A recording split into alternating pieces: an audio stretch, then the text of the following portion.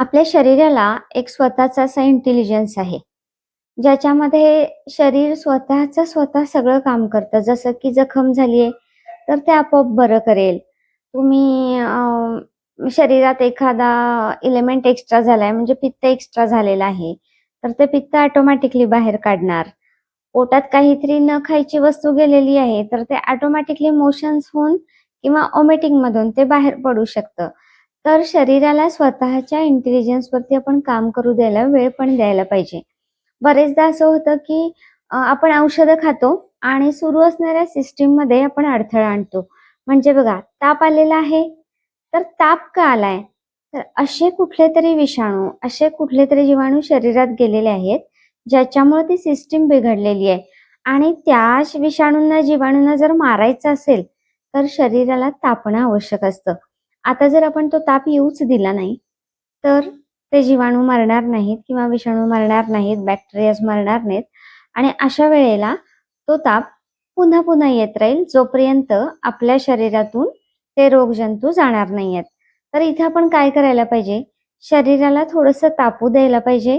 एकदा का ते रोगजंतू गेले, तर आपलं शरीर स्वतःच स्वतः घाम आणतं आणि ताप ऑटोमॅटिकली उतरतो. आता आपण बऱ्याचदा हा प्रयोग करून बघायला हरकत नाही. ताप आल्यानंतर कोमट पाणी प्यायचं आणि पांघरूण घेऊन झोपून टाकायचं. त्याच्यानंतर शक्यतो थोडंसं खाणं-पिणं वगैरे तर नाही केलं तर त्यावेळेला बेटर राहतंय. जर तुम्ही झोपलात आणि एकदा जर दरदरून घाम येऊन गेला ना, तर ताप पुन्हा-पुन्हा येत नाही. आपलं शरीर, मन आणि भावना ह्या एकत्र काम करत असतात. प्रत्येक प्रश्न कुठल्याही एकाच पॅथीने आपण सोडवू शकत नाही. त्याचं कारण असं आहे, की सगळ्या पॅथी एकदम परफेक्ट आहेत, पण कुठलीच पॅथी 100% नाहीये. जर एखादी पॅथी 100% असती ना, तर मग जगभर एकच पॅथी चालली असती. पण तसं होताना दिसत नाही. शरीराला जखम झाली, तर तिथं आपण काहीतरी औषध, मलम वगैरे लावू शकतो. नाही लावलं तरी सुद्धा ती जखम ऑटोमॅटिकली बरी होताना आपल्याला दिसते. पण बघा, तुम्ही विचार करा, की जर आपल्या मनाला जखम झाली, कोणीतरी काहीतरी बोललंय आणि मन दुखावलंय, तर अशा वेळेला आपण शरीराला औषध देऊन त्याच्यामध्ये किती फरक पडणार आहे ना? दुसरी गोष्ट अशी, की ज्यावेळेला एखादी भावना दुखावली असेल, एक उदाहरण देते. खूप भीती वाटल्यानंतर पोट बिघडतं, मोशन्स येतात, पोटात गोळा येतो. आता पोटात जर आपल्याला रोज भीती वाटून गोळा येत असेल आणि मोशन्स होत असतील, तर हे बिघडलेलं पोट आपण कुठल्या रिपोर्टमध्ये शोधू शकतो का? किंवा एखादा एम-आर-आय करून घेतला तर त्याच्यामध्ये ते कळेल का? तर नाही कळू शकत. किंवा एंडोस्कोपी केली, तर तिथं सुद्धा काही चॉईस नाही, हे पोट का बिघडलंय हे कळण्यासाठी. तर अशा वेळेला जर आपण त्या भीतीवरतीच काम केलं, तर आपले मोशन्स ऑटोमॅटिकली कमी होऊन जातात. त्यामुळं व्याधी नेमक्या कुठल्या कारणानं झालेली आहे, हे जर आपल्याला बघता आलं, तर त्याच्यावरती उपाय करणं सोपं जातं. म्हणजे मूळ कुठे आहे, हे आपल्याला शोधायला पाहिजे. बऱ्याच वेळेला असं दिसतं, की 85-90% पेक्षा जास्त व्याधी ह्या सायकोसोमॅटिक असतात. म्हणजे शरीरामध्ये एखादी भावना बिघडली, तर ती व्याधी झालेली आहे, हे एक गणित असतं. आणि त्यावेळेला आपल्याला जर त्या भावनेवरती काम करता आलं, तर त्या व्याधीला शरीर स्वतःहूनच आपल्याला बाहेर घालवताना दिसून येतंय. आता बघा, उपचार पद्धतींमध्ये जर आपल्याला शरीराला उपचार करायचे असेल, तर बरेचदा आपण ॲलोपॅथीचा वापर करतो. त्याच्याबरोबर ॲक्युप्रेशर सायन्सचा वापर केला जातो. ॲक्युप्रेशर किंवा ॲक्युपंक्चरमध्ये काय केलं जातं, तर तुमच्या शरीरामध्ये ऊर्जेच्या प्रवाहामध्ये आलेले जे अडथळे आहेत, ते प्रेशरने किंवा पंक्चर करून हलवले जातात आणि त्या ऊर्जेचा प्रवाह जर व्यवस्थित झाला, तर ऑटोमॅटिकली ती व्याधी कमी व्हायला मदत होत असते. पण जर आपलं मन दुखावलेलं आहे, आपल्या भावना दुखावलेल्या आहेत, तर अशा वेळेला आपल्याला काय करायला पाहिजे? तर पुष्पौषधी ह्या भावना व्यवस्थित करायला आपल्याला हेल्प करू शकतात. आपण तिथं पुष्पौषधींची नक्कीच मदत घेऊ शकतो. काही वेळेला काउन्सिलिंगची मदत घेऊ शकतो.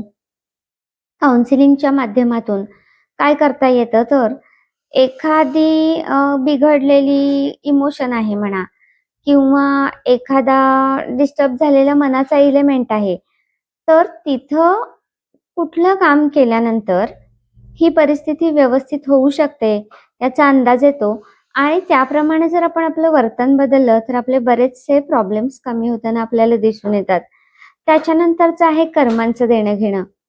आता तुम्ही म्हणाल, की कर्मांचं देणं-घेणं खरंच इतकं मॅटर करतं का? तसं काही असतं तरी का? तर माझ्याकडे पित्ताची एक केस झाली होती. जनरली पित्ताच्या केसेस 1-2 महिन्यांमध्ये बऱ्या होऊन जातात. एक केस तर आहे जवळ-जवळ 20 ते 25 वर्ष त्यांनी पित्ताची औषधं घेतलेली आहेत अगदी डेली आणि त्यांच्यावर उपचार केले साधारण 1 ते दीड महिना. आज त्यांना 3 वर्ष झालेत. त्यांना एकही गोळी घ्यावी लागलेली नाहीये. त्या दरम्यान त्यांची अवस्था अशी होती, की तूर डाळ खाता येत नाही, मिरची खाता येत नाही, ढबू मिरची खाता येत नाही, समोसा खाता येत नाही, वडा खाता येत नाही. म्हणजे बऱ्याच गोष्टी त्यांच्या आहारातून बॅन होत्या. इव्हन दही-ताक सुद्धा त्या खाऊ शकत नव्हत्या. चहा घेण्याचा प्रॉब्लेम होता.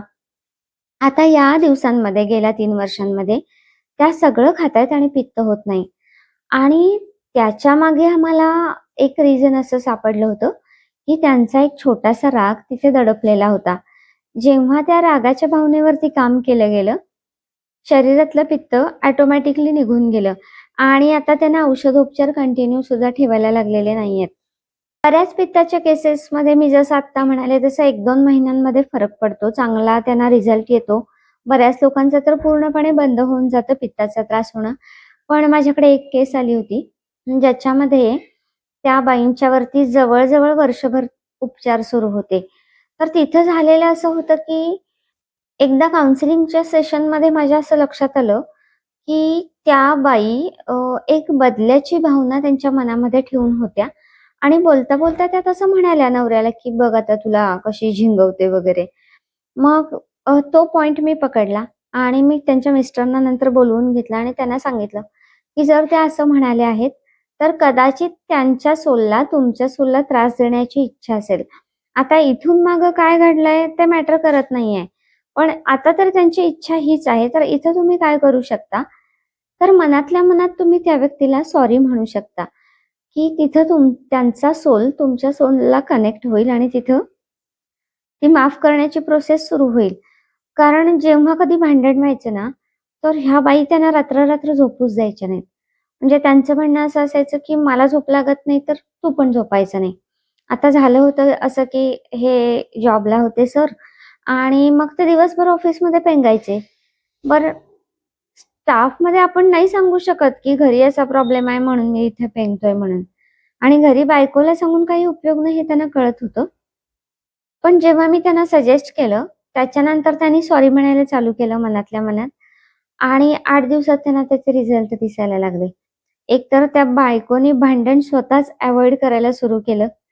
दुसरी गोष्ट त्यांचं जे फ्रिक्वेंट राग येण्याचं प्रमाण होतं, म्हणजे असं म्हणतात ना, की आठवड्यातले 7 दिवस तिला राग यायचा, तर तो हळू कमी येत गेला. त्याचं प्रमाण हळू मग 15 दिवसावर आलं. मग फक्त अमावास्या पौर्णिमेवरती आलं. नंतर फक्त ते पौर्णिमेवर शिफ्ट झालं. त्याच्यानंतर 6 महिन्यातून एखाद्या वेळेस वगैरे असं झालं आणि आता अलीकडे या वर्षभरात त्यांना फारसा राग आलेला नाहीये. तर इथं कर्मांच्या लेव्हलवरती सुद्धा काम केलं गेलंय पित्त कमी होण्यासाठी. आणि आपण नाही सांगू शकत, की एक्झॅक्ट हे कसं कमी होणार. सुरुवात केल्यानंतर हळू अंदाज यायला लागतो, की ते अडकलंय कुठे आणि सोडवायचं कुठे आहे त्याचा. आणि बऱ्याच व्याधी आध्यात्मिकदृष्ट्या पण सोडवता येतात. त्या एनर्जी लेव्हलवरती अडकल्या असतील. जसं आपण म्हणतो बघा, की चक्रांच्यामध्ये काहीतरी इम्पॅक्ट झालेला आहे. जर ती तुम्ही कुठलीतरी साधना वगैरे करताय आणि तुमच्या चक्रांची एनर्जी चांगली व्हायला लागलेली आहे, तर ऑटोमॅटिकली त्या व्याधी शरीरातून जायला लागतात. म्हणजे शरीरातल्या गाठी विरघळल्याची सुद्धा अशी उदाहरणं आहेत. माझ्याकडे एक बाई आल्या, ज्यांच्या मनगटावरती 2 सुपारीच्या आकाराच्या अशा गाठी आल्या होत्या. म्हणजे इतकं की ते मनगट असं पूर्ण हँग झालं होतं. त्यांना हलवता येत नव्हतं, कामं करता येत नव्हती. खूप पेनफुल होतं ते आणि दोन्ही हातांवरती होतं. मग त्यांच्या एका मैत्रिणीने मला विचारलं, की ह्याचा किती फायदा होऊ शकतो? मी त्यांना सांगितलं, की रिझल्ट 0% आहे तसं समजा. आणि तरी सुद्धा तुम्हाला ट्रायल घ्यायची असेल तर तुम्ही येऊ शकता. कारण येत्या 8 दिवसांमध्ये त्यांचे ऑपरेशन्स होते. एका हाताचं ऑपरेशन करायचं, 2 महिने झाले की दुसऱ्या हाताचं ऑपरेशन करायचं होतं. तर त्या केसमध्ये त्या आल्या. त्यांनी मला विचारलं, की "तुम्हाला इतक्या केसेसमध्ये रिझल्ट आहेत आणि तुम्ही सांगताना 0% रिझल्ट असं का सांगता?" मी म्हटलं, "माझा बऱ्याचदा असा अनुभव आहे, की एखादी भावना तिथे अडकलेली असते. जसं की तुमच्या मनगटाच्या गाठी आहेत. तिथे एक भावना अडकणे असण्याची शक्यता आहे. ती भावना कशी सोडायची हे मी तुम्हाला सांगेन. त्याच्यासाठी काही प्रोसेसेस असल्या तर त्या तुम्हाला सांगेन. ती भावना सोडायची तुमच्या मनाची तयारी असेल, तरच ती भावना सुटणार आहे आणि तिथं मी काही नाही करणार. इव्हन रेकीची एनर्जी तिथं तुम्हाला हेल्प करणार आहे. कारण पुन्हा आपण बघतो की अध्यात्मामध्ये फ्री विल इज गाईडेड म्हणजे तुमच्या सोलची इच्छा काय आहे ते मॅटर करतं. तुम्हाला त्यातून सुटायचं आहे का? तर तुम्हाला संपूर्ण युनिव्हर्स मदत करत असतं. तुम्हाला लागणाऱ्या मेथड्स तुमच्यापर्यंत येतात. तुम्हाला लागणाऱ्या सगळ्या वस्तू असतील, त्या तुमच्यापर्यंत पोहोचतात. तुम्हाला लागणारी माणसं तुमच्यापर्यंत पोहोचतात. तर तिथं तुम्हाला त्यातून बाहेर पडणं हे महत्वाचं आहे आणि ही तुमची इच्छा निर्माण होणं आवश्यक आहे. मी कितीतरी असेही पेशंट्स बघितलेले आहेत ज्यांना त्यांचा रोग आवडत असतो. कारण त्या रोगाच्या आड त्यांना बाकीच्या काही गोष्टी करता येत असतात. जसं की एक आजी आल्या होत्या आणि त्यांना मला माहिती होतं की हे औषध दिल्यानंतर हे 8 दिवसात बरं व्हायला पाहिजेत पुष्पौषधींच्या ह्याच्यानंतर. तिसऱ्या वेळेला पुन्हा जेव्हा ते औषध घ्यायला आल्या ना, तेव्हा मी त्यांना म्हटलं, की "आजी तुम्ही तुमची स्टोरी व्यवस्थित सांगा. कारण एकतर इतके दिवस रिझल्ट नाही तर माझं काहीतरी चुकायला लागलंय किंवा तुम्ही सगळी माहिती दिलेली नाहीये. कारण हे तर 8-15 दिवसात बरं व्हायला पाहिजे होतं." तर त्या म्हणाल्या, "नाही बाळ, माझं तेव्हाच बरं झालंय. खरं जर माझं बरं झालंय असं माझ्या सुनेला कळलं, तर ती मला खूप काम लावेल. म्हणून मी औषध न्यायला येते." मग मी त्यांना सल्ला दिला, की "तुम्ही असं करू नका. मला असं वाटत होतं म्हणलं, की माझे डायग्नोज चुकायला लागले आणि मी विचार करत बसले, की कुठं मिस्टेक आहे. तर तुम्ही त्या बॉटलमध्ये पाणी भरून ठेवा आणि ते औषध म्हणून पीत चला." आता इथं त्यांच्या मनाची तयारी नव्हती ती व्याधी सोडण्यासाठी. जर काही कारण पडलं, तर पुन्हा ती त्यांच्या व्याधी शरीरामध्ये येऊ शकते. कारण ती व्याधी त्यांना फायदेशीर आहे असं त्यांना वाटत होतं. तसंच आत्ता जे मी मनगटाचं सांगत होते, ती गोष्ट त्यांच्या फायद्याची असेल, तर ते शरीरातून सुटू शकत नाही. म्हणून मी त्यांना म्हटलं होतं, की 0% रिझल्ट आहे असं समजा. कारण जो रिस्पॉन्समध्ये जो बेस आहे ना, तो तुम्ही देणार आहात. मी जस्ट तुमची गाईड आहे. तर त्या बाईंना मी काही भावना लिहून काढायला सांगितल्या. ठराविक गोष्टींच्यावरती पुष्पौषधी दिली. त्यांना रेकीचे सेशन्स काही हे केले आणि तिथून 2-3 दिवसात त्यांच्या लक्षात आलं, की मनगटातली ठणक कमी आली आहे. मग त्या म्हणाल्या, "अहो मॅडम 8 दिवसात ऑपरेशनची तारीख घेतली आहे आणि आता कसं करायचं ना?" मी म्हटलं, "हे बघा, पहिली गोष्ट म्हणजे हे इमर्जन्सी ऑपरेशन आहे का? तर नाहीये. म्हणजे डॉक्टरनी काय सांगितलंय, तुमच्या सवडीप्रमाणे 1 महिना 15 दिवस इकडं-तिकडं केलं तरी हरकत नाही. आणि आता ऑलरेडी तुम्ही 2 वर्ष थांबलेले आहात. दुसरी गोष्ट डॉक्टरना तुम्ही आता हे सांगू शकता, की पैशाची थोडी जुळवाजुळव व्हायची आहे. सो एक 8-15 दिवस पुढे ढकलता येण्यासारखं आहे का बघा." त्याने एक 8 दिवसांनी तारीख पुढे ढकलून घेतली. पण त्या दरम्यान त्या बाईंच्या दोन्ही गाठी बऱ्याचशा विरघळायला लागल्या होत्या आणि त्या नंतर पूर्ण विरघळल्या. त्यांचे 2 ऑपरेशन्स वाचलेत. आणि हे फक्त मनाला सजेशन्स देऊन, मनाला त्या अवस्थेतून बाहेर काढून केलेली गोष्ट आहे. कारण मी त्यांना एक विचारला होता प्रश्न, की "आपल्या मनगटाच्या ताकदीवर आपण सगळ्या गोष्टी रेटून नेतो असं तुम्हाला वाटतं का?"